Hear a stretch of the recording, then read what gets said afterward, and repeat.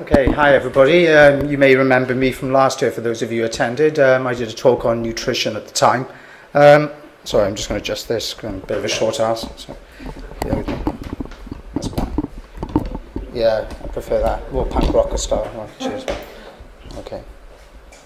So what I'm going to talk about today, it's 2012, Nibiru is going to end us all, something like that. So what I'm actually going to talk about really is people talk about collapse. The problem about the word collapse is it implies a singular event. It's not going to be a singular event. What I'm going to talk about really are the main challenges that are facing our civilization, human society, whatever you want to call it. The two main drivers being energy and finance. So I want to make a quick start on energy. A lot of the things I'm talking about here, I should mention if you want to look into this stuff more further. Really good websites to look at energy, oil drum, automatic earth. I can't recommend the automatic earth website enough. If you want to know about finance and these sort of things, I suggest you look at the work of Nicole Foss and others. Really, really good. So energy is the master resource. It determines the amount of work that can be performed in any system, be it an internal combustion engine or be it a society. An example would be the Roman Empire. This was a civilization that depended mainly on solar energy. Solar energy was then changed into food, treasure, things like that. In order for the civilization to expand, it had to acquire more resources, be it slaves or what have you from other territories. This is how civilizations basically go about their business. And socioeconomic activity and complexity are driven by energy. So if there's not, the lower the energy, the lower the complexity. The higher the energy, the higher the complexity. We're living in a civilization that runs on really high amounts of energy, and that's mainly thanks to one thing, and that's oil. The great thing about oil is giving us great things like derivatives, Xboxes, and the like. You don't really need an energy subsidy really to create bubbles of wealth. I'm going to be talking a lot about bubbles and I'm going to talk about what bubbles actually are. I'm not also going to be using a different way of looking at economics, and it's called socioeconomic theory, which really describes Ponzi pyramid scheme dynamics combined with human herding behavior, really, human psychology. Economics is really just a modern day cargo cult, as you're about to see. There's a lot of its founding principles are unfalsifiable. They're defined in a way that you can't falsify them. So if I say that Jesus died for our sins, well, you can't falsify that statement. You can't find out the way it's constructed, if that's true or not.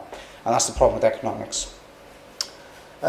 Complexity and energy, like I said, are intertwined. So if one goes up, the other goes up. If one goes down, the other goes down. You can never have them going different ways. And we've been basically living on an energy inheritance, a planetary lifetime, once in a planetary lifetime energy inheritance, and that's oil under the ground. Earth is a sphere. All spheres are finite, therefore all our resources on this planet are finite.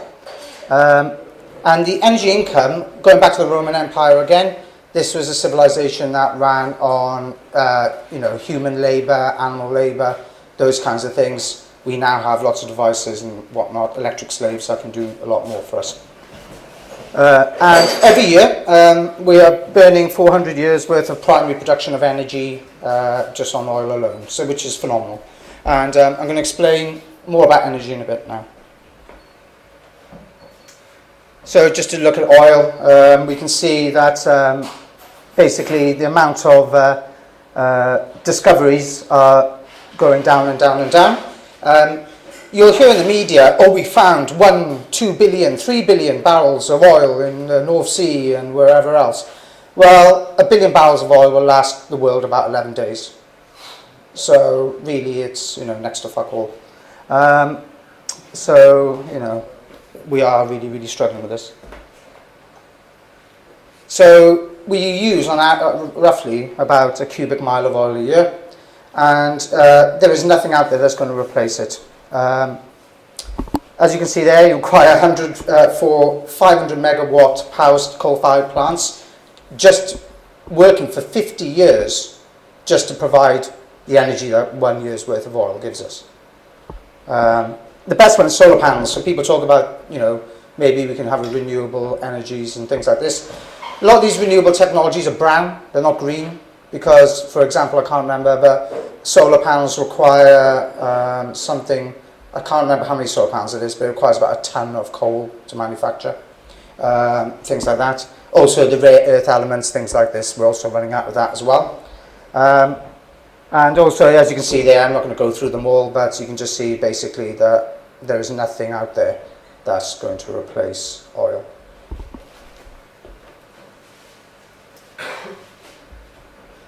Yeah, this is a Hubbard curve. You may be familiar with this. This just shows production. If we take a look here at the gross Hubbard curve, this is the one that most people are familiar with. So production peaks at the very top, and then it starts to decline. If we look where production has peaked, it's roughly around 2005, and that's generally, it's hard to get accurate figures because lots of governments keep oil figures as state secrets, particularly Saudi Arabia, places like that.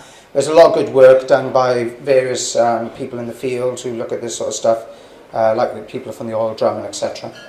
Now, a really important thing to note is that it's all fine and well having energy or energy sources, but how much energy does it take to get that energy out of the ground to attain it?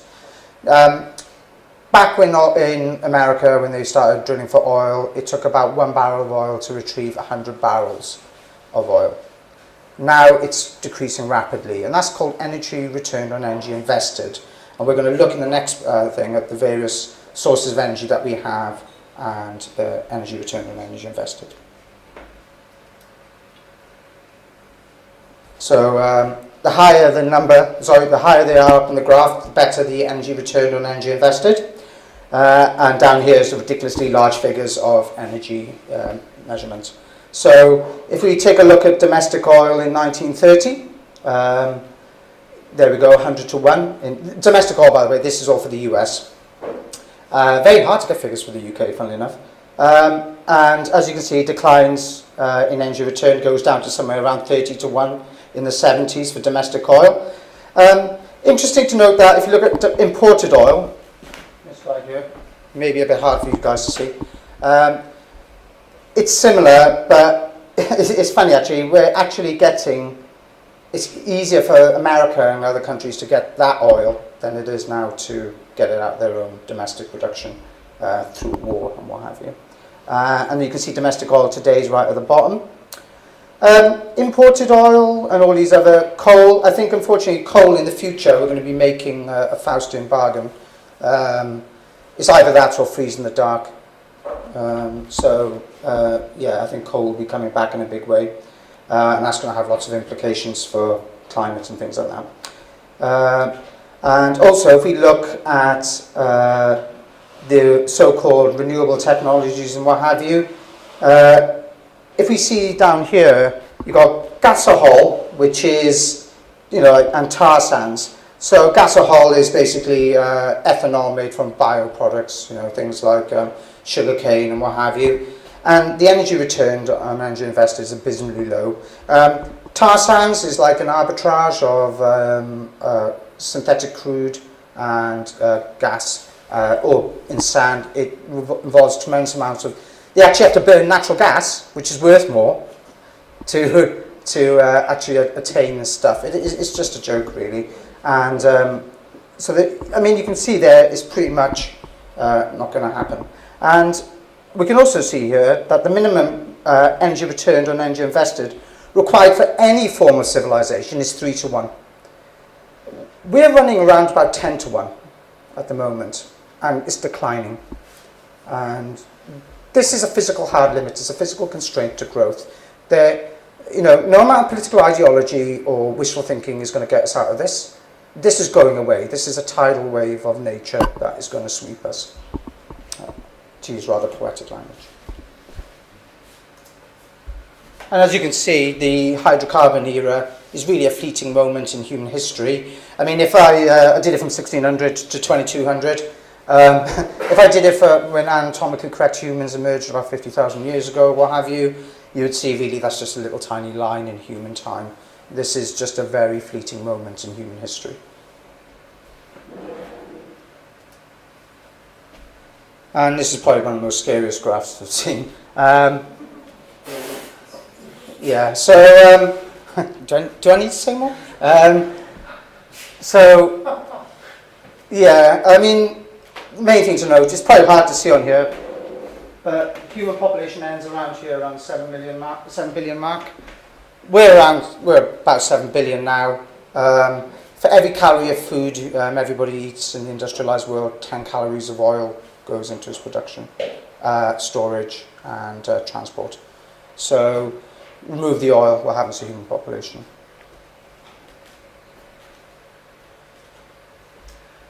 Now, I'm going straight into deflation because what I want to talk about is the relationship between energy and finance and the implications.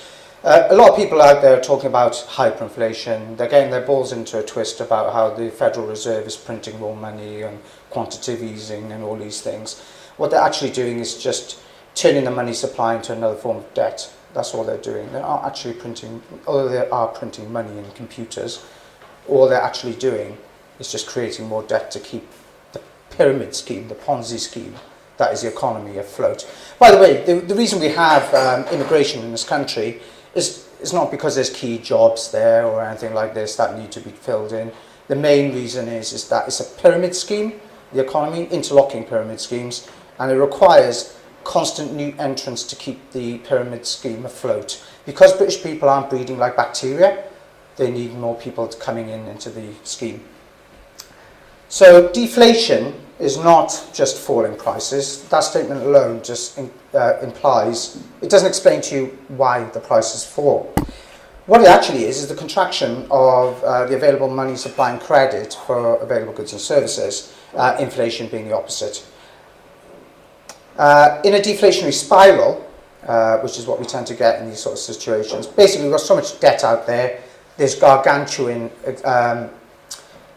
claims to underlying wealth. So it's like a game of musical chairs. If you've got 100 people per chair and the music stops, I can assure you it's not going to be an orderly game of musical chairs. So you get, and then when people in a deflationary spiral, what happens then is because the money is going and the money is shrinking, people become frightened. They think, right, my job is uncertain, things like this. So they're less likely to spend.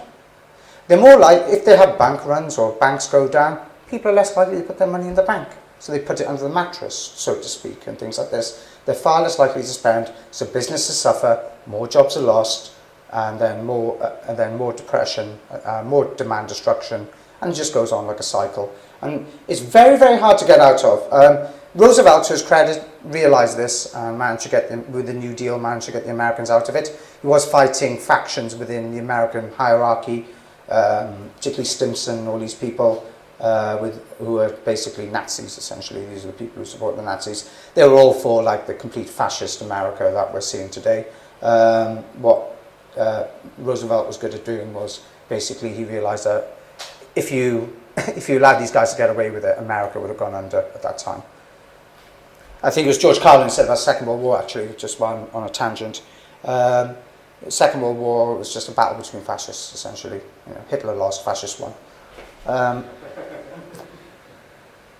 So yeah, demand destruction, as I just hinted there. Yeah, you know, it's really about human psychology. In bubbles, when they're going up, which I'll go on more detail later on, people are optimistic about the future. People buy houses, things like this, and they feel happy about themselves, and they're greedy too. When they're feeling poor, though, they spend an awful lot less, and obviously this has implications for business as usual.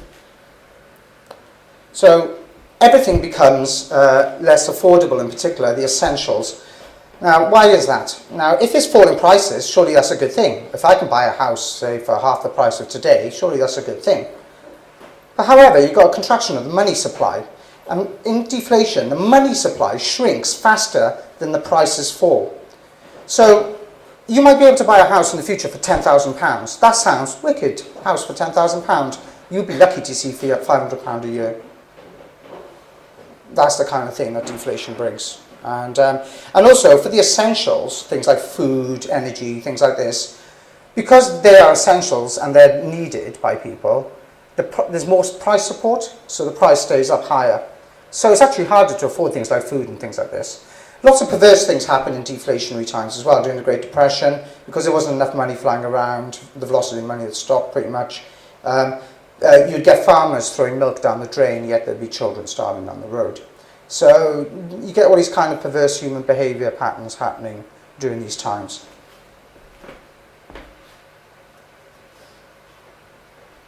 So just a bit about pyramid, or otherwise known as Ponzi dynamics, named after Charles Ponzi. So bubbles are all based on pyramid dynamics, and I will talk about some of the features of these. They all depend, all pyramid schemes, like your classical ones where people are just basically trying to rob you. Not all Ponzi schemes, by the way, are started with fraudulent intent. The pension schemes weren't initially started that way, but really pension schemes are based on, you know, unborn children coming into the scheme, basically, to feed the older generations. And unfortunately, that's really a form of fiscal child abuse, if you think about it. So, yeah, all pyramids depend on buying of new entrants. The more sources of income, the longer the duration of the Ponzi scheme. Pyramid schemes tend to last for about 4 generations. So, let's say, for example, Dan starts the Ponzi scheme, I'm in it second, and the rest of you come in progressively later. Basically, Dan is paying me my returns on your money, and after a while, there's not enough people coming into the scheme, so it just collapses.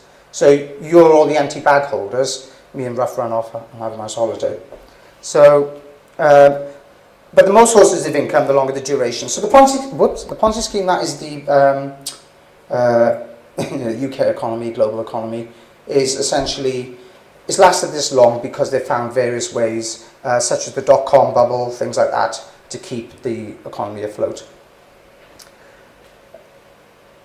Yeah, and funnily enough, with the stock markets as well, the public insists on being handed the empty bag. You know, people say, you took a risk, and, you know, because you took that risk, you know, that's capitalism and what have you. But basically, whenever you look in the stock market, it's not a free market, it's full of insider trading. What's going on with the euro at the moment is not some market events or anything like that. It's orchestrated beggar my neighbour policies by the City of London and Wall Street, looking to basically beggar my neighbour. The financial oligarchy that exists in America and Britain, their capital structures are under threat. So basically they're making moves in order just to preserve their position. In fact, it's not that dissimilar to what the British got up to prior to World War II, World War I. So yeah, markets and human herding behaviour. Yeah, so economics, as I alluded to earlier, is a joke. It's a religion. They're not rational or efficient at all, anything but. They're driven by perception, not reality. If you want to have a really good understanding of, if you've got spare time to have a good laugh at economics, look at the book Debunking Economics by Dr. Steve Keen. He's an Australian professor of economics, and he's one who's firmly in the deflationary camp as well. Yeah, people are chasing momentum in markets. So if your house is going up in price, or your neighbour's house is going up in price, you're thinking, my neighbour's house price just went up 20% in a year. I've got to get in on that. So what people do is they're not really strategizing or operating with real knowledge or anything like that. What they're doing is they're just looking at everybody else and seeing what they're doing. So they chase the momentum, the good times, the feel of it. And funnily enough, when the reverse is true, when times are bad, they'll do that as well. Unfortunately, fear is a lot sharper emotion than greed, and unfortunately then you get really bad outcomes in that kind of situation. So as the bubble inflates, people collectively act on hope and greed, ignore risk, as I've said there, and as it implodes, people collectively act on fear and become risk averse. So and just another example of that, financial contagion is simply the spread of fear. You probably hear people like Robert Peston on the BBC and Stephanie Flanders. I love these people because they just give you a very, very tiny fragment of what's actually going on. And they talk about market events and things like that. They don't tell you that it's insider trading or highly criminal behaviour going on. But they always use this word contagion. You probably heard it a lot with regards to Greece and things like that. Fear drives sharp declines, and positive feedback rules. According to most economic theory, it's negative feedback that is the main, driver of these things, but it's actually positive feedback. So in a deflationary spiral, you get unemployment, severe unemployment. And you've got to remember with unemployment figures, even if let's say it's 10% for the sake of discussion, you've got 3 to 4 people generally dependent on that one income in some way, families, things like that. So a lot more people get affected by this. Employers will obviously exploit the lack of bargaining power. If you got your job and I'm your employer, I say to you, look, you're going to have to take a pay cut, you tell me where to go. Well, there's 300 other people who will probably do your job for you. What bargaining power do you have? You may be good at your job, but in the end of the day, if my company's struggling and I can't hold on to you, I'll get rid of you. I'll try anyway. At the moment, we've got fairly strong, robust employment law, but I can assure you, if the Tories and the rest of them get their way, that's going down the drain. So wages will tend to fall dramatically. Benefits will start to disappear because it just won't be the funds for it. And eventually, government and private sector will smash the unions. Or they'll try, and there'll be war in the labour markets. And unfortunately, if you look at like Hitler and Mussolini and all these other people, the first thing they did when they got into power was they smashed the unions. Because they knew that they were the only group of people in the societies at the time who could collectively stand up to those in the top, the oligarchy, the control group. And, I have I know people in unions and what have you, and, they've got some good points, they've got some bad points, but in the end of the day, we've got to work with people despite their imperfections, and unions are incredibly important in this. However, I'm a bit concerned that some of the unions in this country are also maybe slightly subverted as well.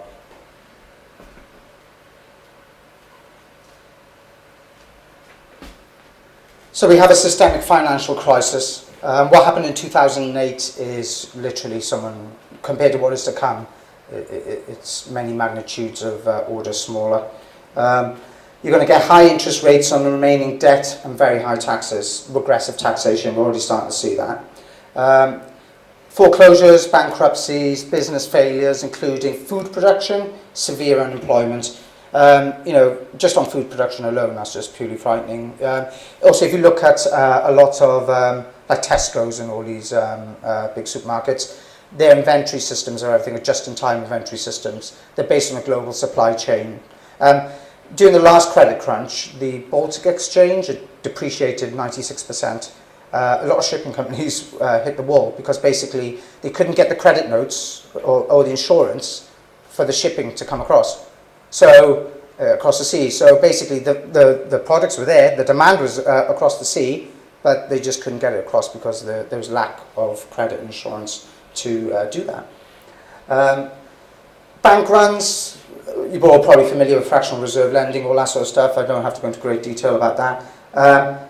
Bank holidays, so if like the government says, right, we're going to have a bank holiday and they do it short notice, you've got to panic if you've got a lot of money in the bank. And lost savings.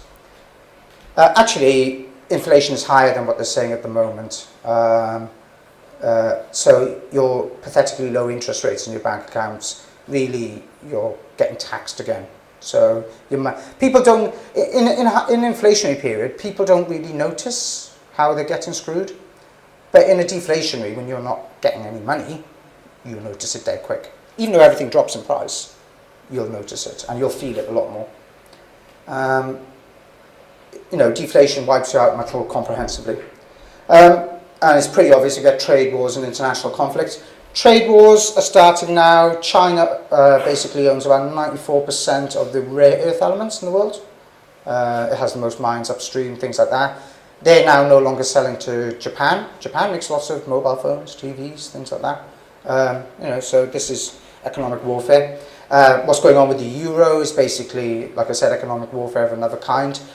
All the so-called revolutions that are going on in the Middle East are basically, NATO operations basically looking to tip over these countries to kick the Chinese out of Africa.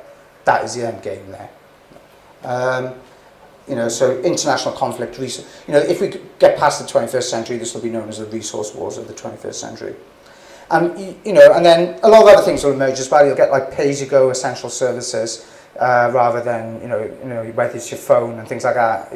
because you don't know when your next paycheck's going to come from. So for a business to survive, it'll just have to be pay as you go.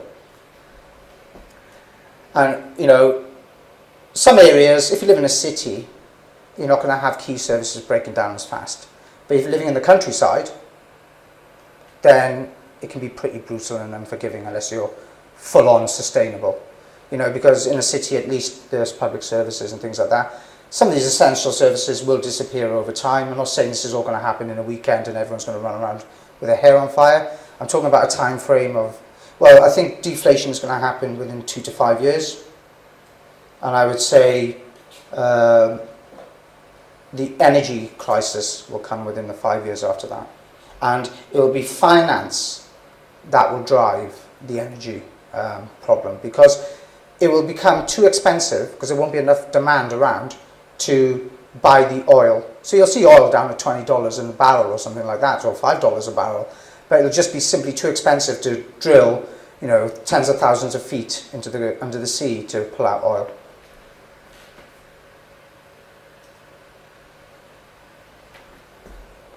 So property. There's a thing called normalcy bias. We all have our biases because we know we're all victims of culture and what have you, and the way the human brain thinks. Normalcy bias is, you know, if it's constantly sunny and I say it's going to rain tomorrow, you might think I'm slightly wrong there. But it's that kind of thing. You know, when things have been away a certain long time, people assume that's always going to be the case. Nothing lasts forever. Nothing humans make lasts that long, especially things that are corrupt. And so the real estate bubble is global.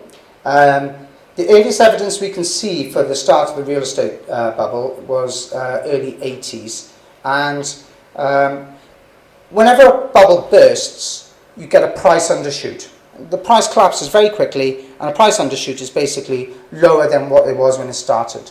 So when you get this price undershoot, we can expect to see real estate prices falling 90% on average around the world. So if you don't believe that can't happen, I suggest you look at Detroit, where you can pick up a house for $2,500. In fact, some of these houses are selling cheaper than the constituent costs of all the pieces that were made, materials required to make them. You know, and this is just, in this country, in America, right, they're recourse loans or non-recourse loans, I forget which. So if you've got a mortgage, you can give your keys to the bank, walk out the house, it's this problem. If the house prices crashes 90%, then it's the bank's issue. They've got to sell it. If they make a loss in it, they're tough luck. Yeah, they're trying to wiggle their way out of this using robo-signers and all kinds of other things. Obama recently, well, a few years back, he did a program to help people who are being foreclosed on. But really, what it was to turn these non-recourse loans into recourse loans, so they could basically get these people trapped into debt for the rest of their lives. Here, and in Canada and in Europe, if you buy a house for £100,000, it drops £90,000 in price. You can't sell it, because or let's say you do manage to sell your house, you're still defaulting and in negative equity. You're still liable for that negative equity. So you're no longer living in the house, and you're still paying the bank. What is this going to do to the middle class? It's going to eliminate it, basically. So, yeah, I think the middle class is just going to be a cul-de-sac.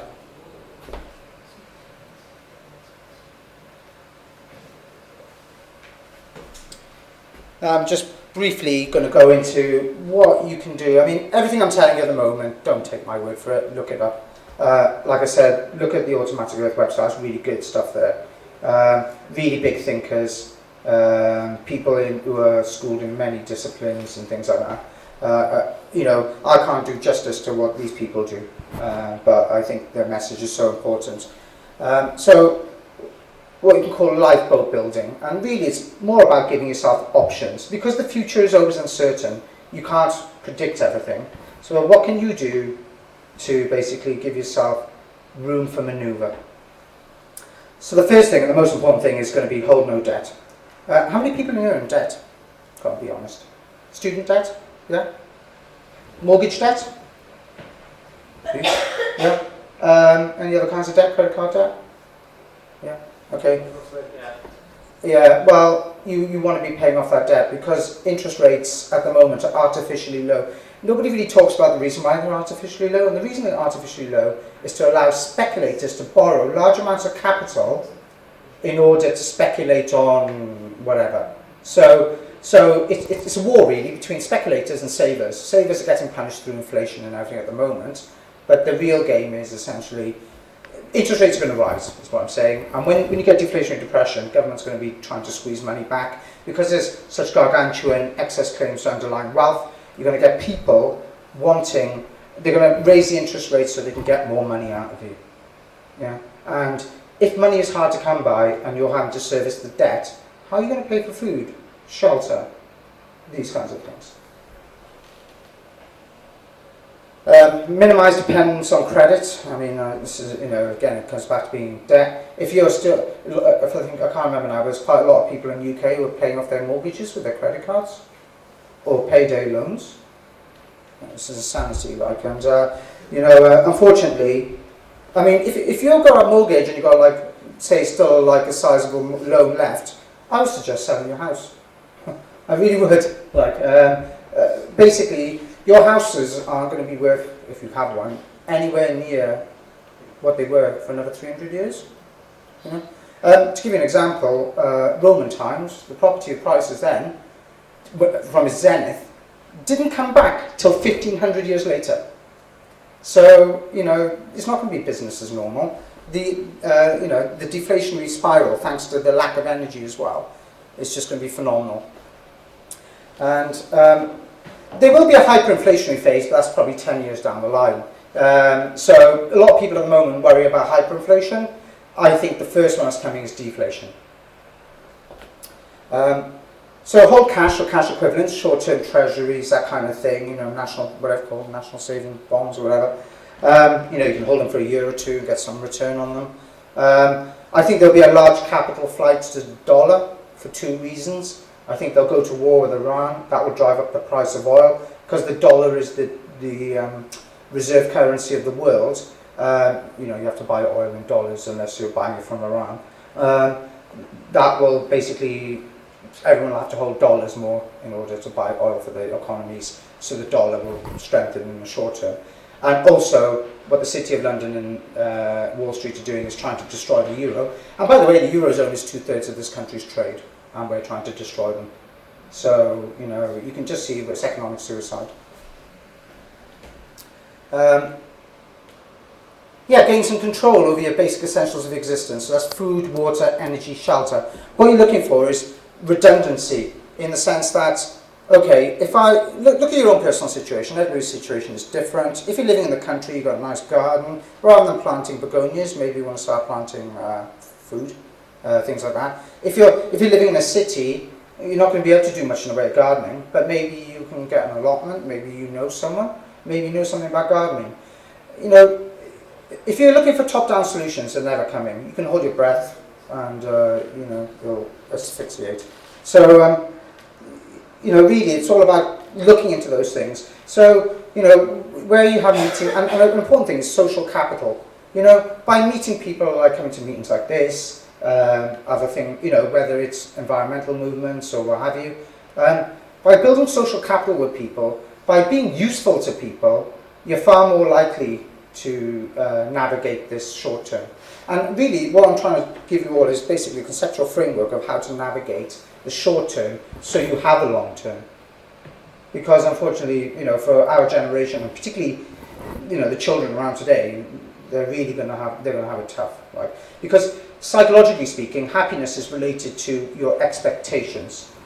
We've got a civilization on many levels technologically is wonderful, but a lot of your electric slaves are going. The average American has the equivalent of 127 human slaves working for them, just to get by their daily day. What this will mean for labour, basically, is that you got a lot of labour just going back into energy production, like mines, or going into food production, back on the fields. To some people this sounds romantic, but there's nothing romantic about breaking your back growing lettuce or whatever. So, and this has massive social implications. Do we want to go back to feudalism?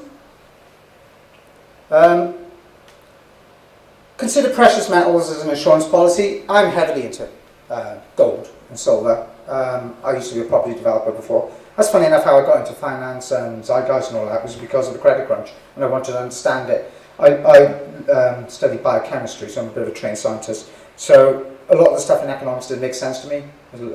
So this is sort of my intellectual journey into all of this. And so, you know, what I made from property developing abroad, I turned into gold. I've done okay out of it. But I'm also aware that in a deflationary spiral, because of demand destruction, gold will plummet, silver will plummet. Unless you get, say someone like Ron Paul getting into power and he says, let's have a gold back currency, then I'll be super rich, buy it from him. So, you know, but I don't think that's going to happen. But, you know, for those of you who are, say, you know, in your 30s or younger, maybe in your 40s, if you're looking to have something to potentially retire to rather than working till you're dead, then you probably want to have gold, because that might, I'm not saying will, but it might help. And at the moment, gold is tax-free. Working with others gives you social capital, resilience and security, as I mentioned before. Even knowing dodgy people is a useful thing, because, like, I'm serious, people who can grift and people who know how to play things, yeah? These are people who are useful in their own way. I know this kind of sounds bizarre, but you know, there's going to be a lot of people running around like headless chickens, and a lot of people, unfortunately, when you get these kinds of, you know, social breakdown and what have you, it's going to be, you know, it's going to be tough, like, and, you know, yes, you know, unite with people who are useful and what have you, but also, you know, you can't help anybody if you can't help yourself. Beware of the banking system, need I say more? You know, there could be runs on banks. If you've got sizable savings, I'd worry about that. If you're under 50, you're never getting a pension. So if any of you got employer stakeholder pensions, yeah, you're better off taking that money and putting it to some better use, things like that.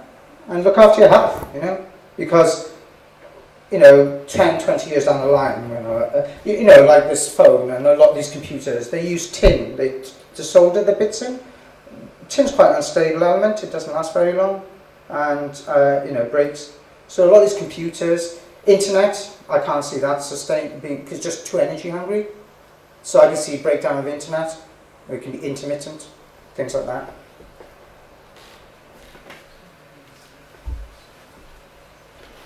And really, you know, it's all about community. We're social animals. We need connection. We need, you know, all these sorts of things. And, you know, it's all about turning virtual communities. So the internet's great because you can meet people and talk to people and what have you. But really, it's coming to places like this that matter the most. Because, you know, for the obvious reasons, I don't think I need to expand on that too much. A community approach is stronger than anything an individual can do. I think everybody knows that. Building local resilience through self-sufficiency. Again, if you can help people, show people how to do things, and also in turn they show you things. I can see a re-emergence of a gift economy. I mean, how many of you here, I suspect most of you have, unless you're psychopaths, have given something to somebody without expecting anything in return, and they truly, genuinely appreciate it? How does that make you feel? Is that the same as when you're earning £7.50 working in a call centre? Is that the same feeling? You know, this is how we're hardwired to do. And it's really about bringing that back. Unfortunately, a lot of us in the industrialised nations live very atomised lives. And it's very easy just to live in a flat, in a box, go to work, come back, go to work, come back, not really see anybody. You know, it's very easy for people to, you know, end up in this kind of existence and just be, you know, distracted by mindless entertainment and what have you. Skills can be bartered. You know, I take an interest in functional medicine, things like that. You know, maybe if you're ill, you can come see me, you sort out my roof. You know, that kind of thing. Do you know what I mean? Also, when it comes to education, a lot of the qualifications that are out there, there are not going to be any jobs for them. I think people who've got degrees now, who've just come out of university, can see this. You know, is it really worth going into debt in order to, you know, get the faint possibility of slightly higher earnings? You know, you have to look at these things. And also there's the law of diminishing returns. I mean, do you want to study medicine to the nth degree, or do you want to, like, study medicine up to a point where, or maybe just do massage therapy, because there'll be a lot of people breaking their backs working in fields and things like that. You know, they're just going to need somebody to like really rub their backs or anything like that. You know, and the funny thing as well, it's business ideas as well. You know, I can see a new age of sale re-emerging.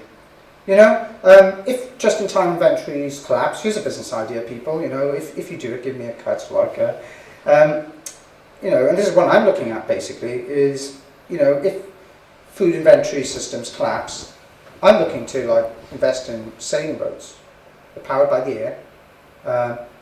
You know, just strike up deals with local farmers growing organic food. It will all be organic because there won't be any oil-based fertilizer left, and basically just taking that to towns. If we buy the boats and selling it at farmers markets, things like that. There are opportunities there, you know, and in fact that's quite empowering. And it's those communities and things that do this sort of stuff are going to basically be better off. And local currencies, I think, you know, people talk about these things. At first I was quite sceptical about local currencies, but as a means of coping, I think they're excellent. And when things get really tough, go for them. But just be aware that they're only short to medium term, because once they get really successful, the control group of society is no longer getting a cut. So they'll basically just stop it and crush it. That happened in Austria, I think, in the 20s.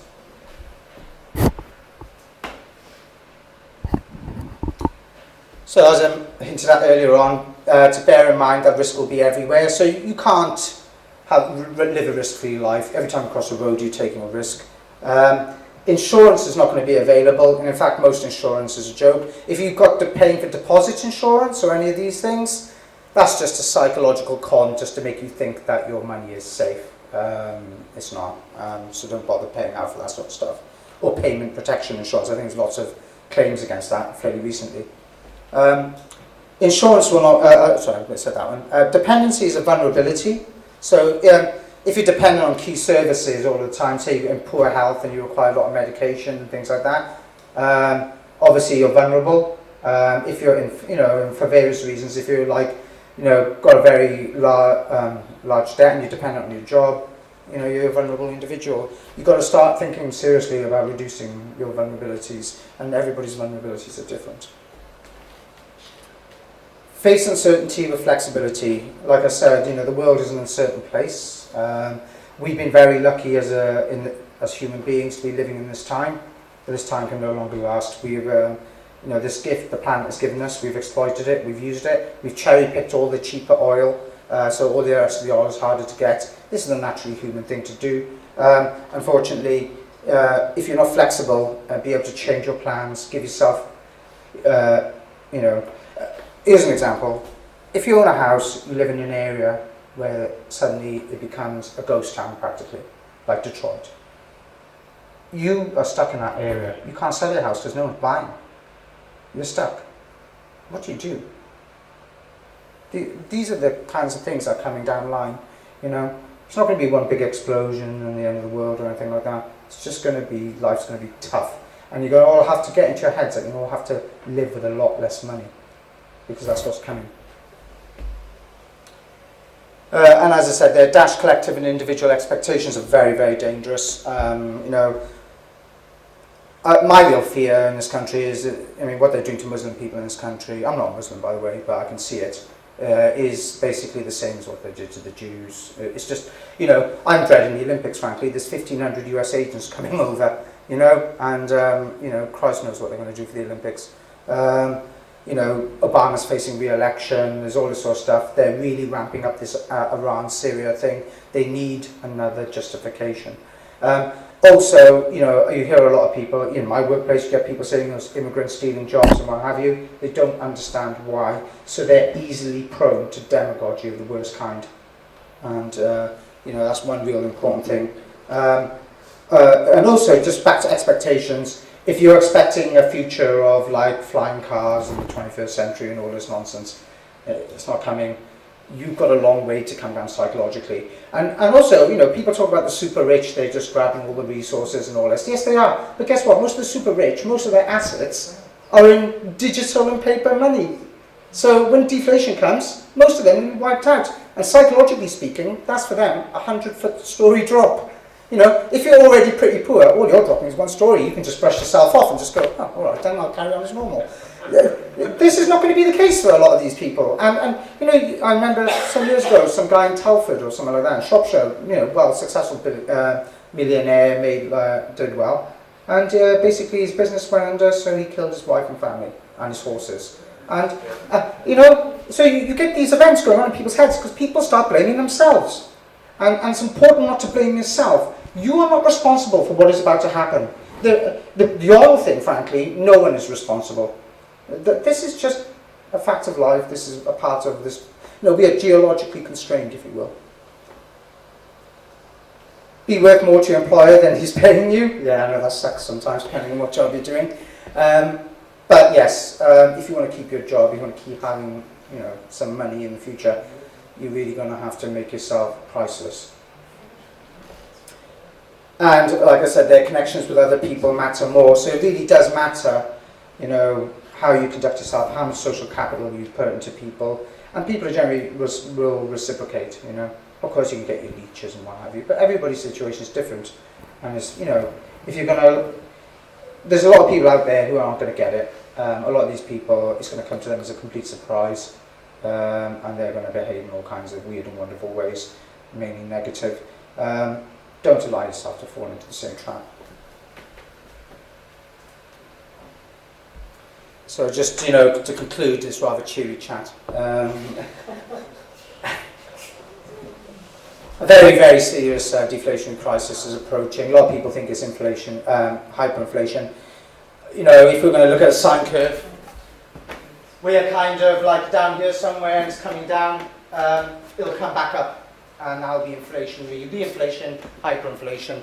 So, you know, we are like, and I think what's going to be different this time compared to other deflationary depressions is the oil thing.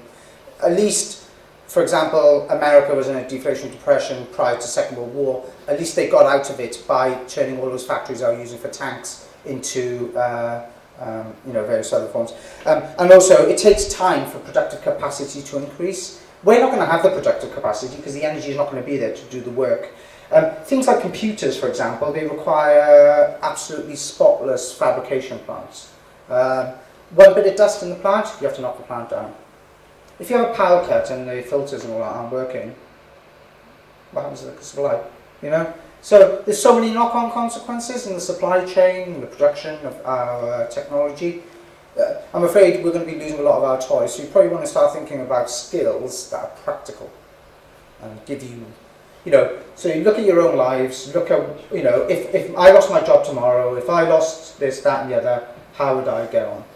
You know, these are the things you've got to start considering. By the way, I hope I'm wrong on everything I'm saying here. I really do. So yeah, we'll experience the second Great Depression. It's going to be worse than the first one because basically the bubble is so much bigger. We've had all this excess energy feeding this bubble of human growth, of fake wealth. 30 years ago, there was no derivatives market. Now there's a 1.5 quadrillion derivatives bubble. Where did that wealth come from? Nowhere.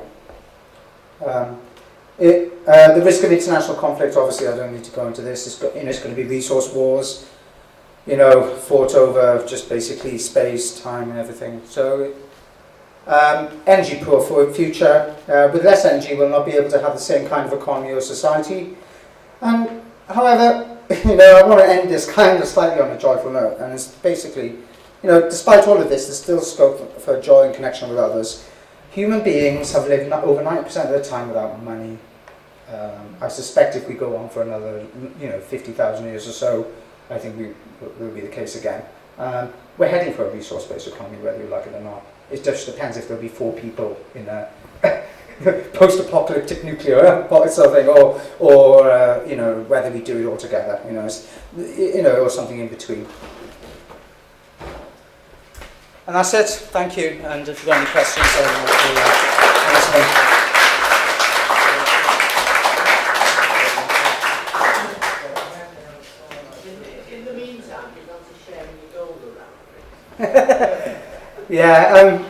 Yeah. Well, at the moment, I'm thinking about moving to Switzerland because I think this government's going to try some tricks there. Yeah. The thing is, I can't eat gold. It's only it's only a store of wealth. You know, I worked really hard for 6 years abroad. I did quite well. I don't see why I should get shafted. So that's what I'm trying to do. It's just a mitigation. They could change the laws. They could make ownership of gold illegal. I could lose everything. You know, but at least I tried. You know, that's one of the things. Does your approach on this alter your opinion of? Let me rephrase that. Does this make you want to tell people who've got this focus on a resource-based economy to do anything different with their approach or thinking on it? Yeah. Like, I'm all for the Zeitgeist movement and various other, you know, movements out there who are trying to make a better world. There's 1,000,001 good ideas out there. But what are the ideas that are going to save the most lives? You know, if you've got a polar bear chasing you, you're going to worry about the fact that you might let the gas on in the house.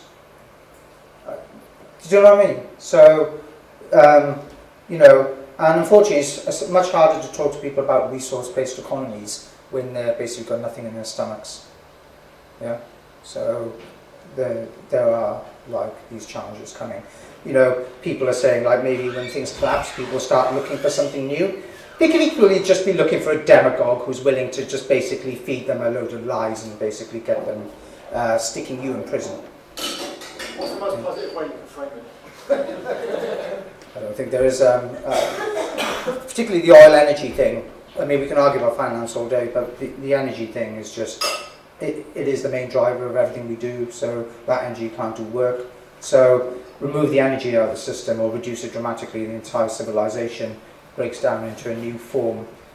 You know, when I talk about socio-economic complexity of societies and civilizations, I recommend the work of Dr. Joseph Tinter, who's an archaeologist, done really good work on this. But basically, collapses can take quite a long time. It's not a singular event. The Roman Empire took the best part of 700 years to diminish to non-existent. You know, this one's going to be a lot quicker though, I think, because because of the technology, access to information, weaponry, things like that. So.